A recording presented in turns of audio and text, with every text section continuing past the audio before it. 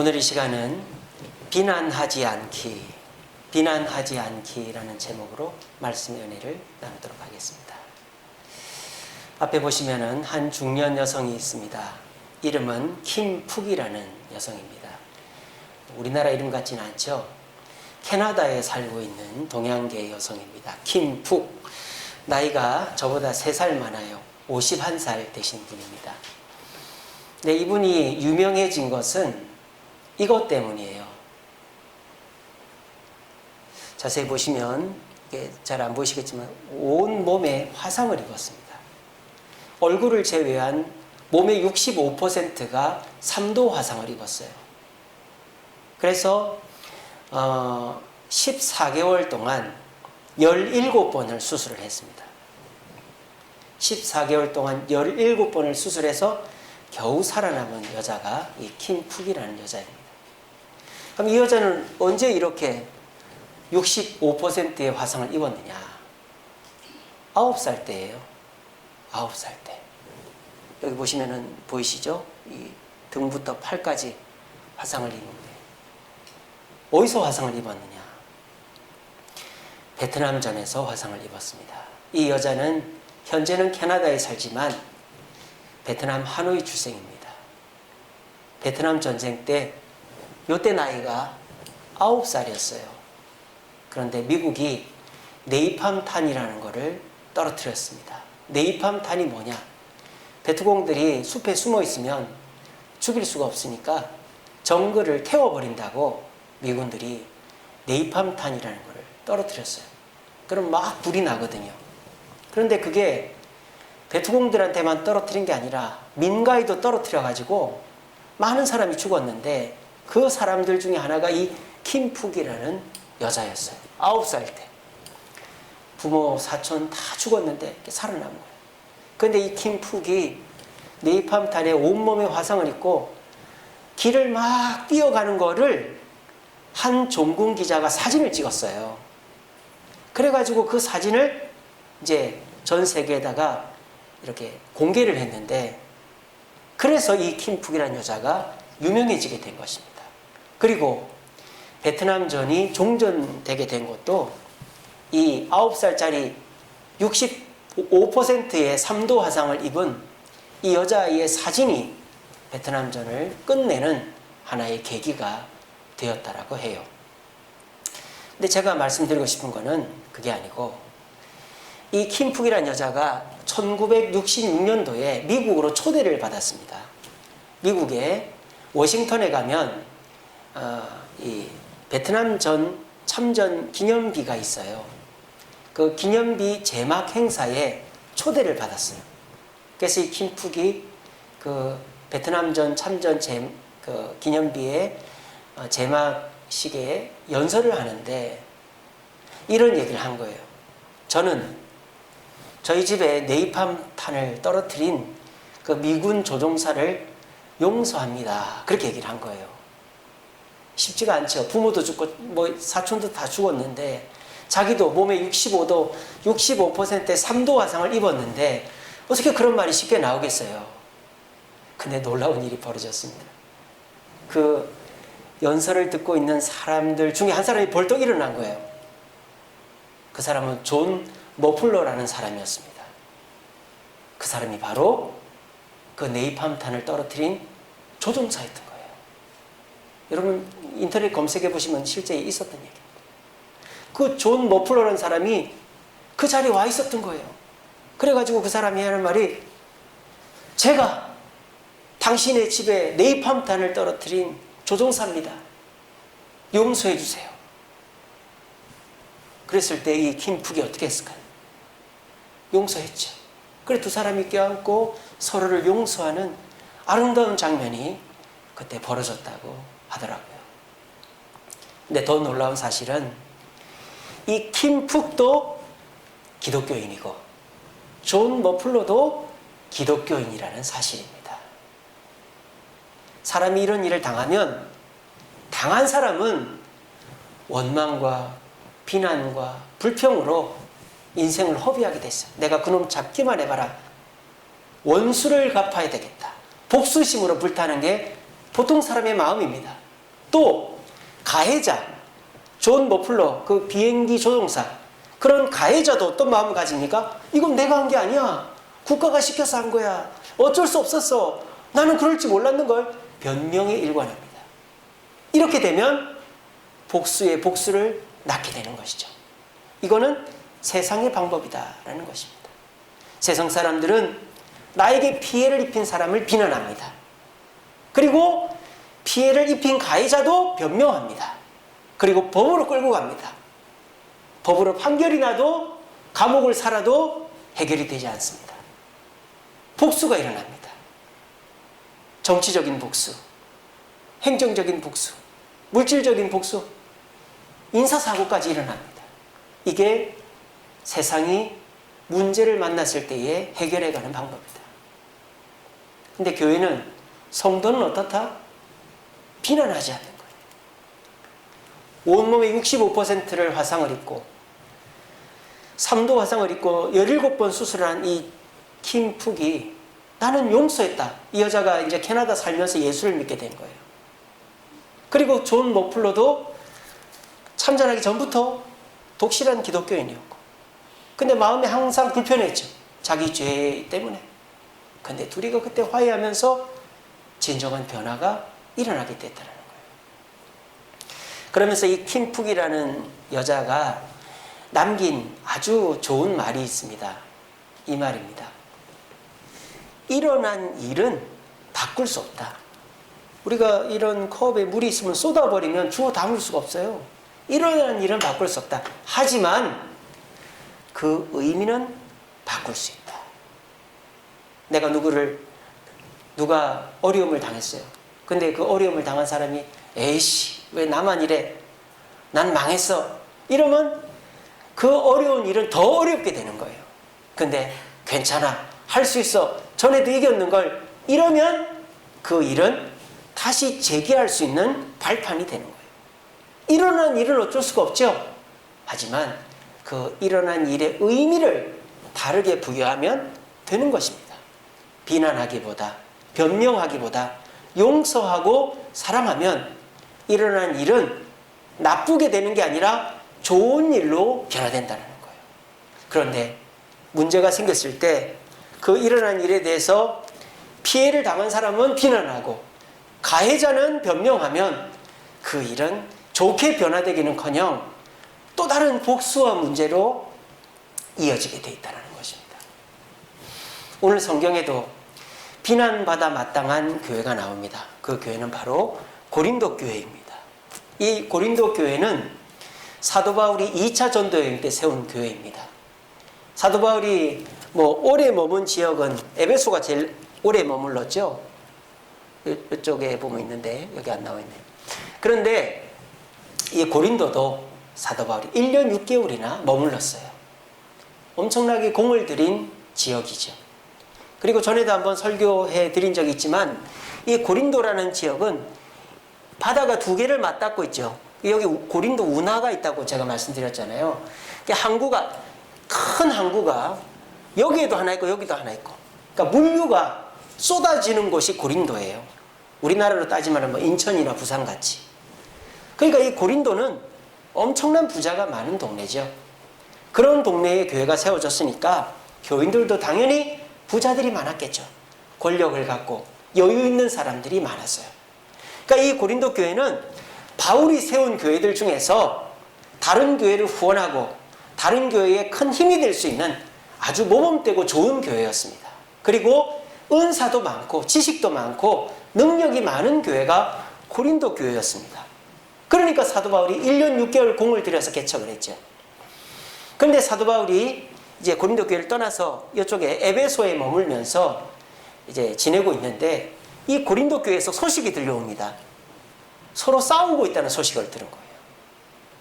사도 바울이 1년 6개월 동안 공을 들인 교회, 재정적으로 또 지식적으로 또 그 인원적으로 아주 풍족하고 여유로운 그 고린도 교회가 분쟁에 휘말려 가지고 오히려 다른 교회들에게 덕을 못 끼치고 피해를 끼치고 있다는 거예요. 그래서 이 고린도 교회가 그 문제를 해결하기 위해서 바울에게 편지를 보냈는데 그 편지에 대한 답변서가 오늘 고린도 전서인 것입니다. 그럼 고린도 교회에는 어떤 문제가 있었느냐? 이 10가지 문제가 있었어요. 첫 번째, 분열이 일어났어요. 교회 내에. 나는 바울파다. 나는 아볼로파다. 나는 베드로파다. 여기에 안 들어가는 사람은 그리스도파. 네 파로 갈라진 거예요. 그래가지고 서로가 싸우고 막 그렇게 하는 거죠. 그리고 교회 내에서 음행의 사건이 일어났는데 그걸 해결을 못하는 거예요. 쫓아내거나 치리를 해야 되는데 그렇게 하지 못하고 미적미적하고 있는 거죠. 그리고 성도 간의 소송이 일어났습니다. 성도 간에. 내 교회 내부에서 풀지 못하고 세상 법정으로 가져간 거죠. 그리고 혼인의 문제가 생겼어요. 혼인을 어떻게 시켜야 되느냐. 불신자와 또는 재혼 이런 부분들. 또 우상의 제물을 먹어도 되느냐, 먹으면 안 되느냐 이런 것 때문에 문제가 생겼고, 고린도 지역 그리스 여자들은 머리에 수건을 쓰는 게 이렇게 일반적인 관습인데 그거를 교회 와서 써야 되냐 말아야 되냐 그거 가지고 문제가 생겼고, 성찬 때 사람들이 조금씩 나눠 먹어야 되는데 한꺼번에 많이 먹는 일 때문에 성찬이 공평하게 돌아가지 못하는 경우들이 있었다는 거죠. 그리고 은사는 있는데 사랑이 없으니까 서로 싸우고 있다. 그리고 부활에 대해서 안 믿는 사람들이 있다. 그리고 헌금에 대한 문제가 있다. 10가지 문제가 고린도 교회에 있었던 거예요. 그래가지고 이 편지를 바울에게 보냈습니다. 만약에 여기 계신 저와 여러분들이 바울이라면 어떤 마음이 드시겠습니까? 여러분들이 바울이라면. 이렇게 예를 들어봅시다. 여러분들이 부모인데 자식이 한 4-5명 있어요. 근데 대학 교육시키고 집안 간식 다 사주고 자수성가 시켰는데 부모 재산 때문에 지들끼리 막 싸워요. 그럼 여러분들이 자식들한테 뭐라고 하시겠어요? 야, 이놈들아, 내가 너희들한테 해준 게 부족하냐? 공부 가르치고 집 사주고 그렇게 살게 해줬으면 됐지. 내 재산 갖고 또 싸워? 야단칠만 하잖아요. 근데 사도 바울은 야단을 치질 않아요. 오히려 감사하고 있습니다. 오늘 본문 4절 보세요. 그리스도 예수 안에서 너희에게 주신 하나님의 은혜로 말미암아 내가 너희를 위하여 항상 하나님께 감사한다. 비난할 만도 한데 사도 바울은 비난하지 않습니다. 내가 너희를 위하여 감사하고 있다. 그렇게 얘기를 해요. 두 번째로 사도 바울은 고린도 교회를 비난하지 않고 칭찬합니다. 오히려 5절부터 7절입니다. 이는 너희가 그 안에서 모든 일 곧 모든 언변과 지식이 풍족하고 그리스도의 증거가 견고하고 은사가 부족함이 없어 주 예수 그리스도를 나타내고 있다. 여러분, 이게 이런 문제를 일으키고 있는 사람들한테 할 말입니까? 근데 사도 바울은 문제에 대해서는 하나도 지적하지 않고 너희들에게 지식이 많고 은사가 많고 언변이 좋고 오히려 그리스도의 덕을 드러내는 너희들의 모습이 나는 너무 감사하다 칭찬하고 있는 거예요. 그리고 끝으로 뭐라고 하는지 아세요? 축복을 하고 있어요. 너희들에게 더 큰 복이 있기를 원한다라고 8절입니다. 주께서 너희를 우리 주 예수 그리스도의 날에 책망할 것이 없는 자로 끝까지 견고하게 하시리라. 너희들이 끝까지 교회를 사랑하고 너희들이 하는 일이 다 잘 될 것이다 라고 축복하는 거예요. 상식적으로 이해가 되지 않습니다. 1년 6개월 동안 공을 들여가지고 교회를 잘 개척해놓고 이제 잘 할 거라고 믿고 왔는데 10가지 문제로 서로 찌지고 볶고 싸우고 있는 이 고린도 교회에게 사도 바울이 비난하지 않고 감사와 칭찬과 축복으로 용서와 사랑을 베풀고 있다는 거예요. 자, 그러면 사도 바울은 원래부터 그런 사람이었나? 바울이 원래부터 그런 사람이었습니까? 아니죠. 바울은 굉장히 비판적인 사람이었습니다. 그래서 유대교의 율법에 따르지 않으면 죽어도 된다. 그래서 그리스도인들 잡아다가 때려 죽이는 데까지 있었잖아요. 그래서 사도 바울은 원래 굉장히 비판적이고 비난하는 사람이었습니다. 그리고 사도 바울은 폭력적인 사람이었죠. 폭력적인 사람, 비난하는 사람이 원래 사도 바울이었습니다.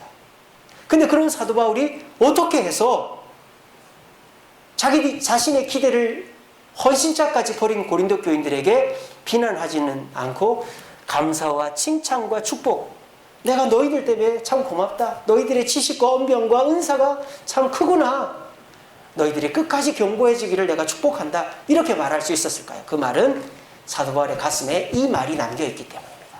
이 말입니다. 너희에게 평강이 있을지어다. 너희에게 평강이 있을지어다. 누가 하신 말씀입니까? 예수님께서 부활하신 후에 제자들에게 나타나서 하신 말씀입니다. 예수님은 도망친 제자들에게 비난하지 않았습니다. 책망하지 않았습니다. 예수님은 부활하신 후에 제자들에게 나타나서 첫 번째로 하신 말씀이 너희에게 평강이 있을지어다 라고 말씀하셨습니다. 그때 그 자리에 누가 없었어요? 도마가 없었어요. 예수님 가시고 난 다음에 도마가 왔어요. 그때 도마가, 제자들이 얘기합니다. 야, 우리가 부활하신 예수님을 만났다. 그때 도마가 뭐랍니까? 나는 그 손의 못자국과 창자국을 보기 전까지는 믿지 않겠다. 그렇게 얘기를 하는 거예요. 그리고 예수님이 또 오셨어요. 제가 예수님이라면, 야, 이놈 자식아, 내가 꼭 이렇게까지 해야 돼? 왜 이렇게 의심이 많아? 이렇게 했을 텐데, 도마에게도 제일 첫 번째로 하신 말씀이 이 말씀이에요. 너에게 평강이 있기를 바란다. 예수님은 의심하는 도마, 제자들에게 불신을 심어준 도마에게도 비난하지 않았어요. 평강이 있기를 원한다. 그리고 나중에 하신 말씀이 뭡니까? 보지 않고 믿는 자가 더 복되다. 그렇게 말씀하셨죠. 그러면 바울이, 원래 비판적이고 폭력적이었던 바울이 어떻게 해서 비난하지 않고 용서와 사랑의 사람이 될 수 있었죠? 누구를 닮았기 때문에? 예수님을 닮았기 때문에. 그래서 초대교회 성도들, 초대교회 사도들, 집사들, 성도들은 모두가 이 말을 가슴에 담아두고 있었던 것입니다. 누가 잘못을 해도, 누가 잘못을 반복해도, 누가 나한테 피해를 입혀도 그 사람한테 첫 번째로 하는 말은, 야, 너 나한테 이렇게 하면 돼, 전에도 그랬잖아, 가 아니고 당신에게 평강이 있기를 원합니다 라는 말을 하고, 따질 것도 따지고 물을 것도 물었다라는 것이죠. 그런데 우리는 그 사람하고 잘 지내보겠다고 하는데 첫 마디가, 야, 나 기분 나빠, 야, 나 시험 들었어, 나 너 싫어, 짜증나, 그 말부터 시작하니까 화해를 하려고 해도 화해가 안 되는 거죠. 초대교회 성도들은 예수님한테 이걸 배운 거예요. 아무리 잘못을 했어도, 아무리 문제가 있어도, 100% 그 사람이 잘못해도 면전에서 첫 번째로 만났을 때에는 당신에게 평강이 있기를 원합니다. 그렇게 얘기를 딱 해놓고 얘기를 시작하는 거죠. 고린도전서도 그렇잖아요.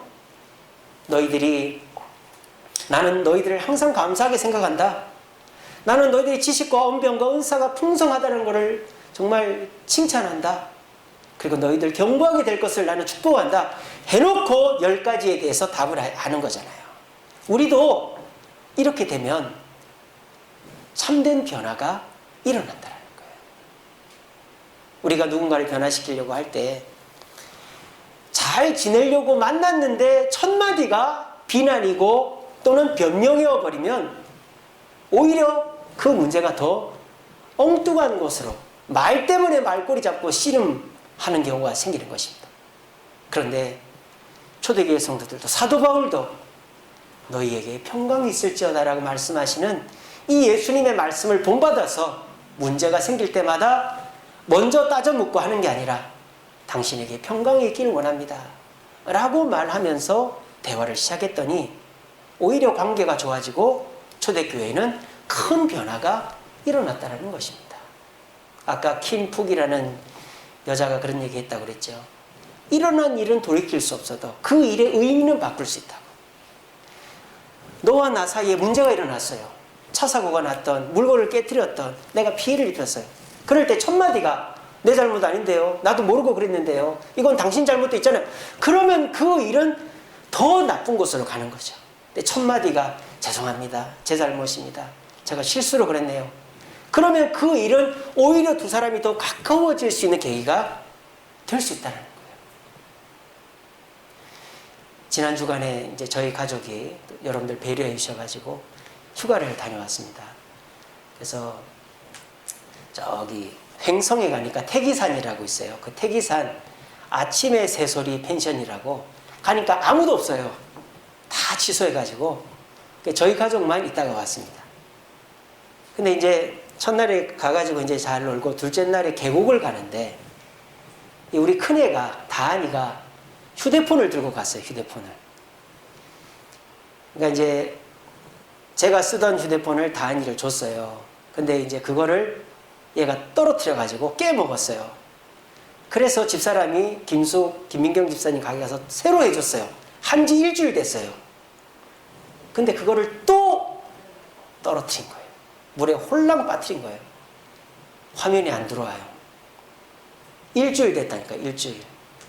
속이 뒤집어집니까, 안 뒤집어집니까? 근데 저도 아무 말도 안 하고 집사람도 아무 말도 안 했어요. 그러니까 오히려 다한이가 더 미안해하는 거예요. 엄마, 아빠, 내가 2년 동안 용돈을 모아서 갚을 테니까 한 번만 고쳐주시면 안 돼요? 우리 아무 말도 안 했어요. 아무 말도 안 했어요. 그리고 난 다음에 제가 집사람한테 여보, 이거 고치러 가자고 그랬어요. 고치러 가자. 강원도 산골짜기에 휴대폰 고칠 데가 어디 있습니까, 여러분? 집사람은 고쳐줄 생각은 있었지만 휴가 기간 동안에는 안 고쳐주려고 그랬어요. 그래서 서울 가면 고쳐주려고. 여러분, 액정 깨지면 15만 원 이렇게 나오거든요. 우리가 지금 집에 돈이 없는데 야, 큰일 났다 싶은 거예요. 집사람은 지금 막 머리가 터질려고 그러는 거예요. 그래가지고 제가 여보, 내일 고치러 갑시다. 그래서 횡성에서 1시간 반을 타고 동해 삼성 서비스센터에 갔어요. 아무 말 안 하고 속으로 기도했죠. 하나님, 돈 많이 안 나오게 해주세요. 우리 돈 없습니다. 돈 많이 안 나오게 해주세요. 가서 수리를 맡겼는데 얼마가 나왔는지 아세요? 다행히도 7만 원밖에 안 나왔어요. 14만 원이 안 나오고. 그래서 그거를 딱 고쳐가지고 아무 말도 안 하고 그냥 다한이를 줬어요. 어떻게 됐을까요? 우리가 이제 휴가 끝나고 올 때까지 너무 재밌게 휴가를 보내고 왔습니다. 그리고 애가 바뀌었어요. 동생들한테 짜증내고 일어나려면 안 일어나고 이러던 애가 휴가 기간 동안에는 너무너무 애가 착하고 동생들 잘 챙기고 그러는 거예요. 그렇게 해서 휴가를 망칠 뻔했는데 어쨌든 뭐 돈 7만 원 나갔지만은 휴가를 잘 보내고 왔습니다. 저는 자식한테 배운다 하는 거를 이번에 또 느꼈어요. 저희 다한이가 저한테 한 말이 있어요. 아빠, 저한테 비난하지 마세요. 그 말을 했었어요. 비난하지 마세요. 그러니까 우리 다한이는 말로 상처를 받는 애거든요. 애가 굉장히 예민해가지고. 그래서 야, 너 왜 이래? 어이구, 이 쓸모없는 놈. 이런 말을 정말 죽기보다 싫어하는 애예요. 그래서 제가 말을 이제 조심하고 있는데, 근데 이놈이 이번에 휴대폰을 깨트렸다고 분명히 지가 잘못한 건데 그거다 대놓고 너 왜 이랬어? 왜 휴대폰을 계곡에 들고 와가지고 그걸 빠뜨리고 떨어뜨리냐? 그러니까 이게 깨지지. 사준 지 일주일밖에 안 됐는데 우리 집이 돈이 많냐? 너 이거 어떡할 거야?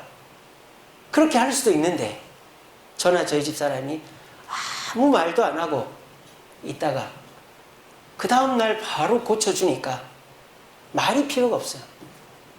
180도 변하는 거예요. 물론 휴가 갔다 오니까 똑같습니다. 집에서 지금 똑같아요. 늦잠 자고 또 말 안 듣고 그렇지만 제가 배운 거죠. 자식을 통해 제가 배운 거예요. 그래, 비난하지 말자. 물론 저놈이 100% 잘못했지만 비난한다고 아까 말씀드렸죠. 일어난 일은 바꿀 수 없어도 의미는 바꿀 수 있다 그랬잖아요. 그러니까 휴대폰이 깨진 거는 바꿀 수가 없어요. 하지만 그걸 통해서 저도 배우고 우리 다한이도 변할 수 있다면 좋은 일이 아닌가 그런 생각을 하게 되었습니다.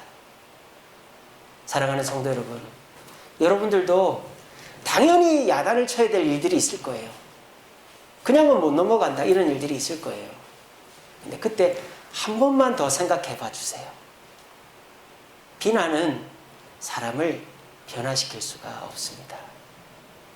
탈무드에 보면 이런 말이 있습니다. 살인은 한 사람만 죽이지만 비난은 세 사람을 죽인다는 말이 있어요. 비난하면 어떻게 세 사람이 죽느냐? 첫째로 비난을 받는 사람이 죽어요.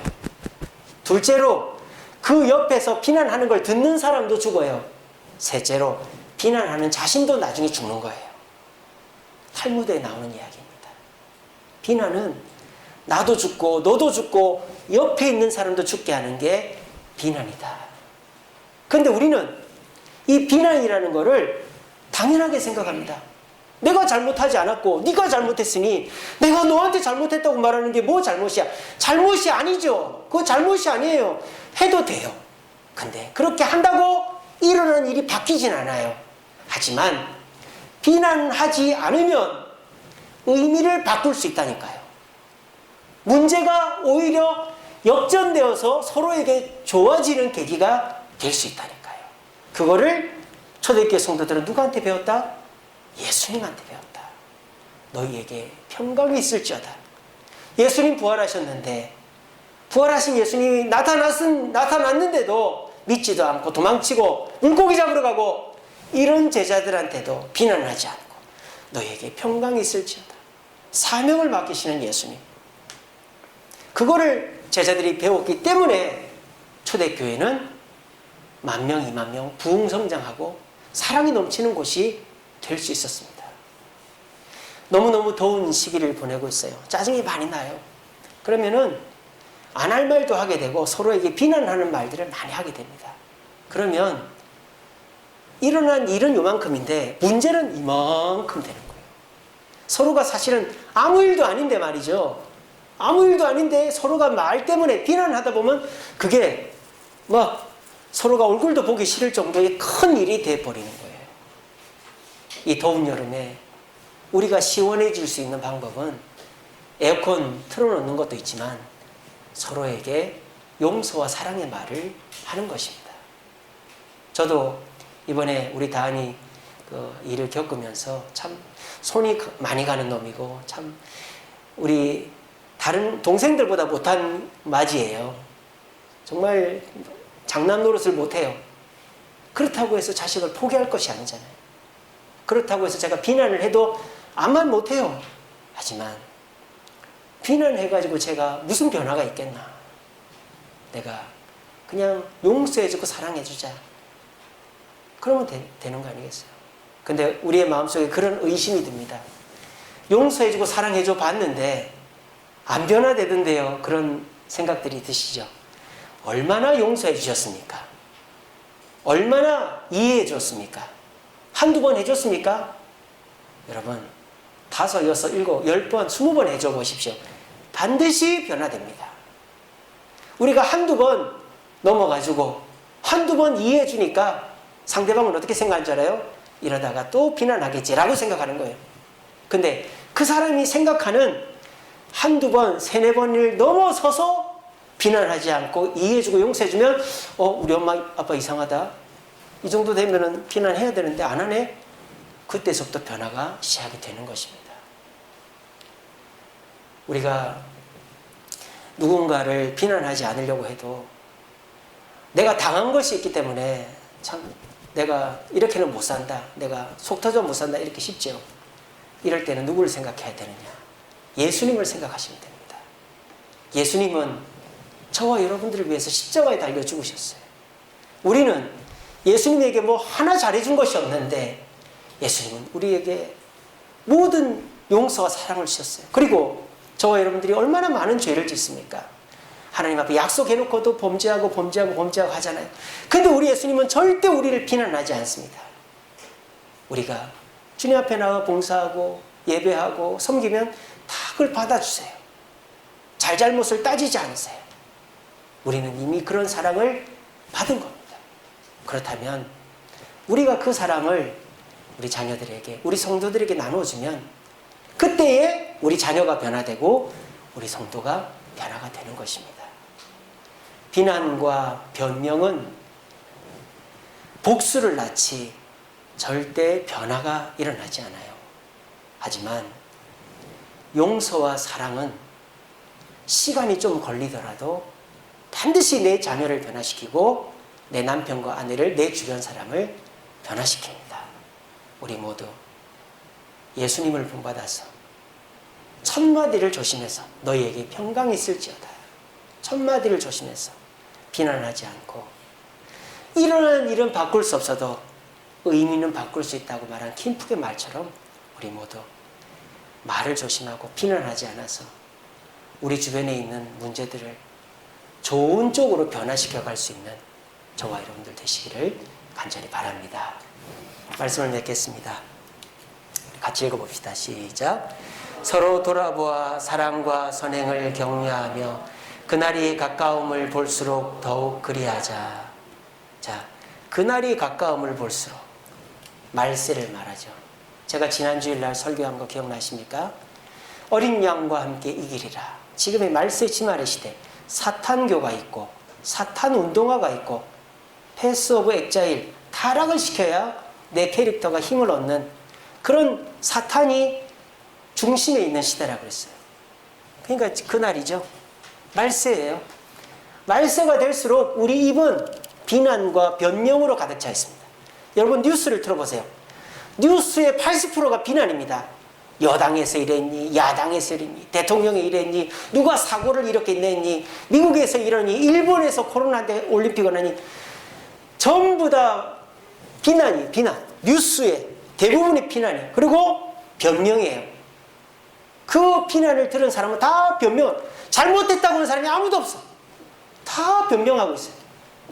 세상은 비난과 변명으로 변화를 일으키려고 합니다. 사탄의 방법이죠. 사탄은 서로 손가락질하게 만듭니다. 그리고 손가락질 받는 사람은 잘못했다고 하는 게 아니라 변명하게 만듭니다. 그래서 어떤 목사님은 요즘 세상을 칠면조 세대다 그렇게 얘기하더라고요. 칠면조 아시죠? 칠면조가요, 닭의 일종이잖아요. 근데 성질이 엄청 포악한 새가 칠면조예요. 그래서 이 칠면조 중에서 한 마리가 상처를 입거나 피가 나잖아요. 그러면 어떻게 하는지 아세요? 건장한 칠면조들이 그 칠면조를 이제 죽여버리는 거예요. 다 쪼아가지고. 조금 약해 보이는 칠면조가 있으면 죽여버린답니다. 그래서 오늘날 이 세대를 칠면조 세대다 그렇게 얘기를 하더라고요. 비난과 변명으로 서로가 서로를 죽이고 나 혼자 살아남으려고 하지만 결국 자신도 죽어버리는 그런 시대가 지금 말세 지말의 이 시대입니다. 이 시대 속에 어려움이 일어난 것은 어쩔 수 없지만 그것의 의미를 바꾸려면 우리의 입술을 고쳐야 된다. 비난과 변명이 아니라 사랑과 선행을 격려해야 된다. 용서와 사랑의 말. 당신 너무 수고했지. 여보 요즘 너무 힘들지요. 아이들한테도 요즘 너희들도 힘들지. 사랑과 선행의 말, 용서와 사랑의 말을 할 때 한두 번은 우리 엄마 약 먹었나? 우리 아빠 약 먹었나? 그럴 수 있겠죠.